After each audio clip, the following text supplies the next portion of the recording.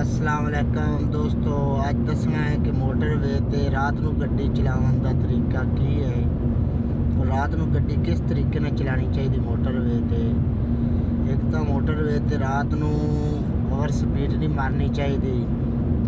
ਇੱਕ ਜਦੋਂ ਵੀ ਤੁਸੀਂ मोटरवे ਤੇ ਰਾਤ ਨੂੰ ਗੱਡੀ ਚਲਾ ਰਹੇ ਹੋ ਤੇ ਹਮੇਸ਼ਾ ਦਿਨੇ ਵੀ ਇਸ ਲਾਈਨ 'ਚ ਗੱਡੀ ਚਲਾਣੀ ਹੈ ਤੇ मोटरवे ਤੇ ਰਾਤ ਨੂੰ ਜ਼ਿਆਦਾ ਖਾਸ ਕਰਕੇ ਖਿਆਲ ਰੱਖਣਾ ਹੈ कि जदों तुसी क्रॉसिंग लैन जाना है तो पहले इशारा ला के हुण वेखो अगे अपने गड्डियां ने आपां क्रॉसिंग लैन जाना है, पहले इशारा लाया फिर स्लो गड्डी नूं क्रॉसिंग लैन उपर वाली क्रॉसिंग लैन है इहदे च आके मुसलसल गड्डी इस लैन च आपां नहीं चलानी रात नूं, क्योंकि किहड़ियां गड्डियां कोई सामने आ रही होंदियां ना उन्हां दियां लाइटां किहड़ियां अखां च पाउंदियां ना वो बंदे नूं बड़ा परेशान करदियां।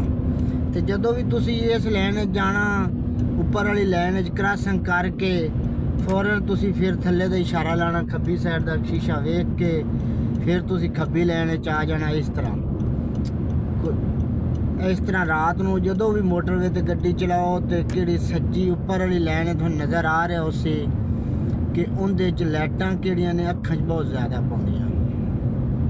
हुण अपने अगे गड्डी जा रही उन्हें आप क्रॉसिंग करना, क्रॉसिंग करन दा तरीका ये भी हुण इतनी दूरों आप इशारा ला देना थल्ले दा सच्ची साइड दा भी मैं क्रॉसिंग करने नूं डिपर दे दिता। इस तरह उन्होंने पता लग जाता ड्राइवर नूं भी क्रॉसिंग करन लगा तो इशारा ला के क्रॉसिंग लैन च आउणा है, साइड वाला शीशा वेख के आपदा फिर क्रॉसिंग लैन च आके इस तरह वेखो हुण आपां गड्डी नूं क्रॉस करदे पे हैं तो इहदे तो अगे 70 कदम मिसाल के तौर 70 कदम अगे जा के फिर आप इशारा लाना है खब्बी साइड का। जदों मुकम्मल गड्डी अपनी अगे निकल जानी हो निकल गई गड्डी अपनी उहदे तो अगे हुण आप इशारा लाया खब्बी साइड का। हुण आप बड़े सुकून साइड वेख के स्लो थल्ले वाले लैन आ जाना आपकी चाहिए से। रात नूं दोस्तों जदों भी गड्डी चलाओ तो उपर वाली लैन च ना चलाओ। उपर वाली लैन दे विच जदों कोई सामने गड्डी दे लाइटां पाउंदियां ने एक तां नज़र नहीं आउंदा कुछ भी ते बंदा फिर बड़ा जलील हुंदा तंग हुंदा है परेशान भी हुंदा है कि यार उपर वाली लैन दे विच ना गड्डी चलावन दा बंदे नूं मज़ा तो बड़ा हुंदा है क्यों हर बंदे दी कोशिश यही हुंदी कि मैं उपर खाली लैन च रहां। लेकिन रात नूं टाइम ते वैसे मोटरवे भी खाली है सुंजा ही है वेख लो।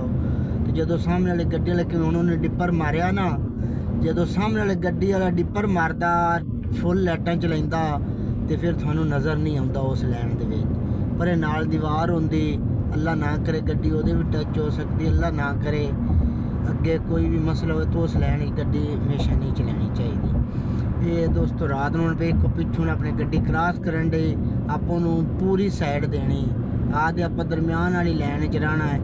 क्यों लोग इस तरह होंगे भी पिछू गड्डी क्रॉस करन लगो तुसी ते ओ नाल ही इस लैन साइड गुट्टे लग पाउंदे उन्होंने पता ही नहीं होंदा कि यार पिछू गड्डी क्रॉस करती पई। जदों भी तुहाडे पिछे गड्डी वाला तुहानूं डिपर देवे क्रॉसिंग करन वास्ते ते तुसी उहनूं आपदी बल्कि थोड़ा जिहा 2 इंची जगह होर इधरों छड्ड दिओ इस थोड़ा जिहा साइड ते आ जाओ कि आसानी नाल लंघ जावे। तो इन्हां दोस्तों इन्हां गल्लां दा ख्याल कीता करो। रात नूं गड्डी चलाउण दा ये तरीका है बई मोटरवे ते किहड़ा स्क्रीन शीशा हुंदा है इहदी पिछली साइड तो भी लाइटां पाउंदे ने इहनूं थोड़ा जिहा थल्ले कर लिया करो। किहड़ा स्क्रीन शीशा हुंदा ना वाला इहनूं थोड़ा थल्ले कर लिया करो।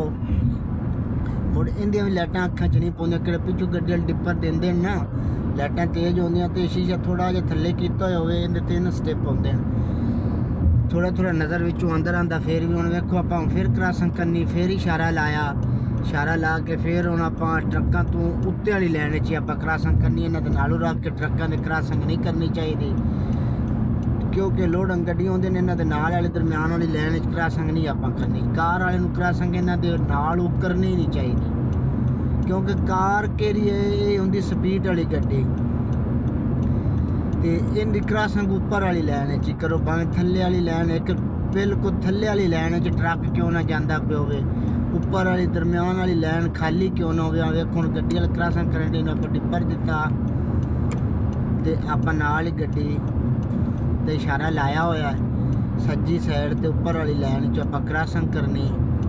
ਕ੍ਰਾਸਿੰਗ ਕਰਕੇ 70 ਕਦਮ ਅੱਗੇ ਜਾ ਕੇ ਤੇ ਫਿਰ ਆਪਾਂ ਆ ਜਾਣਾ ਹੈ ਥੱਲੇ ਵਾਲੀ ਲਾਈਨ 'ਚ ਆਪਣੀ ਵਿੱਚ ਦੂਸਰੀ ਲਾਈਨ।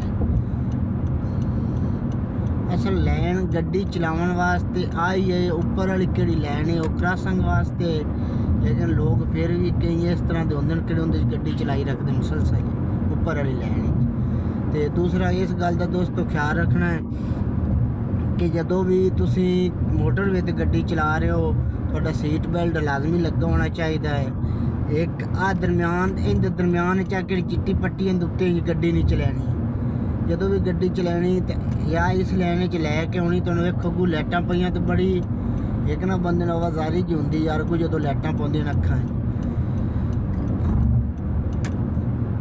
ਇਹ ਤੁਹਾਨੂੰ ਵਿਖਾ ਇਸ ਵਾਸਤੇ ਰਹੇ ਕਿ ਤੁਹਾਨੂੰ ਕੋਈ ਤਜਰਬਾ ਹੋ ਜਾਵੇ। ਤਜਰਬਾ ਤਾਂ ਲੋਕਾਂ ਨੂੰ ਹੈ, ਡਰਾਈਵਰ ਬੰਦਿਆਂ ਨੂੰ ਤਜਰਬਾ ਤਾਂ ਹੈ, ਲੇਕਿਨ ਕਿਹੜੇ ਨਵੇਂ ਡਰਾਈਵਰ ਬਣਦੇ ਨੇ ਉਹਨਾਂ ਵਾਸਤੇ ਇਹ ਗੱਲਾਂ ਜ਼ਰੂਰੀ ਨੇ। ਇਹਦੀਆਂ ਵੀਡੀਓ ਉਹਨਾਂ ਨੂੰ ਪੂਰੀਆਂ ਮੁਕੰਮਲ ਵੇਖਣੀਆਂ ਚਾਹੀਦੀਆਂ। ਵੀਡੀਓ ਨੂੰ ਲਾਈਕ ਵੀ ਕਰ ਦਿੱਤਾ ਕਰੋ, ਬੈਲ ਆਈਕਨ ਵੀ ਪ੍ਰੈਸ ਕਰ ਦਿੱਤਾ ਕਰੋ। ਵੇਖੋ ਨਾ ਕਿ ਗੱਡੀਆਂ ਆ ਰਹੀਆਂ ਨਾ ਇਹਨਾਂ ਦੀ ਲਾਈਟ ਬੜੀ ਅੱਖਾਂ 'ਚ ਪਰ ਅੱਗੇ ਬਿਲਕੁਲ ਇੱਕ ਥਾਂ ਤੇ ਇਸ ਤਰ੍ਹਾਂ ਹੋ ਜਾਂਦਾ ਕਿਵੇਂ ਹਨੇਰਾ ਹੋ ਗਿਆ ਅੱਗੇ। ਜਦੋਂ ਤੁਸੀਂ ਦਰਮਿਆਨ ਵਾਲੀ ਲਾਈਨ 'ਚ ਸੋ ਨਾ ਫਿਰ ਉਹ ਗੱਡੀਆਂ ਦੀਆਂ ਲਾਈਟਾਂ ਤੁਹਾਡੀਆਂ ਅੱਖਾਂ 'ਤੇ ਐਡਾ ਅਸਰ ਨਹੀਂ ਕਰਨਗੀਆਂ। ਇਹ ਇਸ ਲਾਈਨ 'ਚ ਹੁਣ ਉਹ ਗੱਡੀਆਂ ਜੇ ਤੁਹਾਡੀ ਲਾਈਟ ਉਹਨਾਂ ਦੀ ਅੱਖਾਂ 'ਚ ਨਹੀਂ ਲੱਗੇਗੀ ਤੇ ਉਹਨਾਂ ਦੀ ਲਾਈਟ ਤੁਹਾਡੀਆਂ ਅੱਖਾਂ 'ਚ ਨਹੀਂ ਆਵੇਗੀ। ਤੁਸੀਂ ਆਦੇ ਦਰਮਿਆਨ ਵਾਲੀ ਲਾਈਨ 'ਚ ਗੱਡੀ ਚਲਾਓ। ਓਕੇ, ਅੱਲਾ ਹਾਫਿਜ਼। ਰਾਤ ਨੂੰ ਤਰੀਕਾ ਗੱਡੀ ਚਲਾਉਣ ਦਾ।